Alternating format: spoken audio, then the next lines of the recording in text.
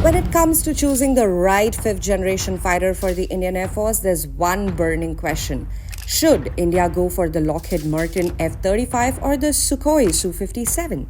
It's a tricky one because these two aircrafts were designed with very different goals in mind, shaped by different economic and military priorities. In reality, the Su-57 works best for Russia, while the F-35 is more aligned with US defense needs. But let's break it down a bit more because it's not just about technical specs.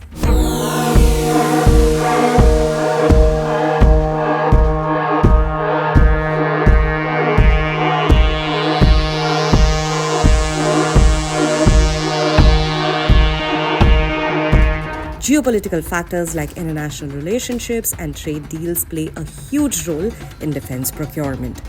In fact, geopolitical pressures can be more influential than technical performance. Remember when Donald Trump had made it clear that buying the Su-57 could trigger sanctions on India?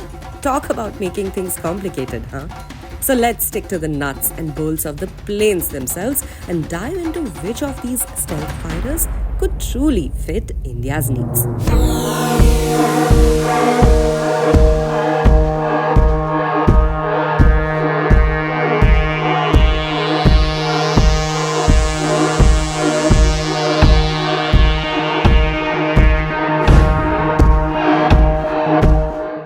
To understand which fighter is best suited for the Indian Air Force, we need to talk about the different roles these jets were designed to fill.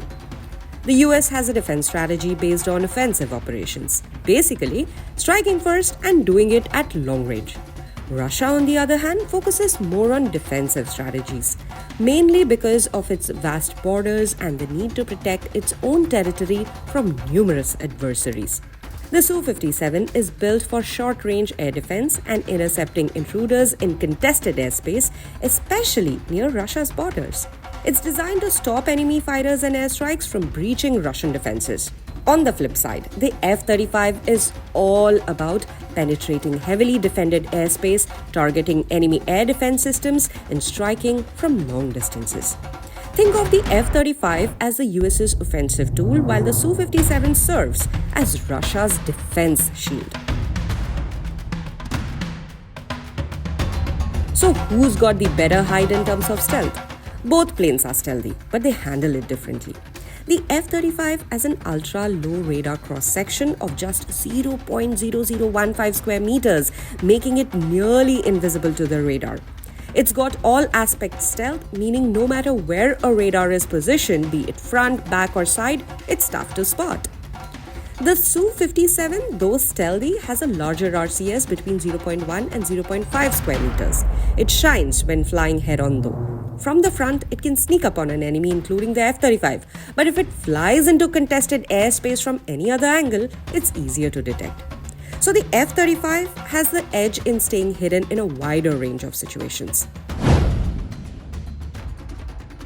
The Su-57's radar suite is pretty impressive. It's got 5 radars, including 3 X-band ASA radars and 2 L-band radars. The L-band radars are particularly effective against stealth fighters like the F-35, which are optimized to dodge X-band radars. But combining all of its radar systems, the Su-57 can track an F-35 from such farther away than one radar alone could.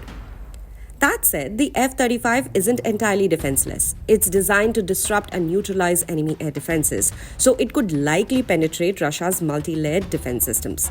But if the Su-57 is in the mix, it might have better chance of intercepting an F-35 in Russia's airspace.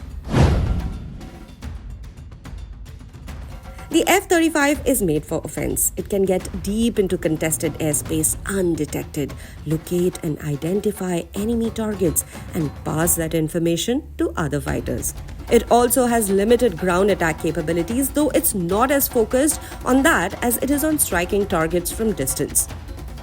The Su-57, on the other hand, was designed more for defensive roles. It can intercept incoming threats like the F-35 and engage ground targets in friendly airspace. But lately, Russia has been upgrading the Su-57 with long-range stealthy missiles, giving it a bit of offensive capability as well. However, the F-35 still holds the advantage when it comes to acting as a forward sensor, gathering intel and passing it along to the rest of the fleet. If the Indian Air Force wants a fighter for self-defense, one that can intercept enemy stealth fighters, protect India's borders, and even strike deep into enemy territory, the Su-57 would be a solid choice. It's also a lot cheaper, with the Su-57 costing up to 70% less than the F-35, and its operating costs are expected to be lower as well. With this kind of affordability, the IAF could operate a larger fleet of Su-57s, getting more bang for their buck. But if India is aiming for a more offense-focused strategy, willing to work with the US and ready to deal with the geopolitical ramifications of buying American-made aircraft, sanctions, the F-35 would be a powerful addition to that fleet. The F-35 stealth and precision strike capabilities would allow India to project power into contested airspaces. So who will win the race? In the end, it all boils down to what the Indian Air Force values more. If they need a more cost-effective solution that can defend the skies and take on offensive operations from inside their own airspace, the Su-57 might be the better fit. But if India leans towards offensive capabilities, the ability to strike first, and the political alignment with the United States, the F-35 could be worth the investment. Either way, it's a tough choice. Each fighter brings something important to the table.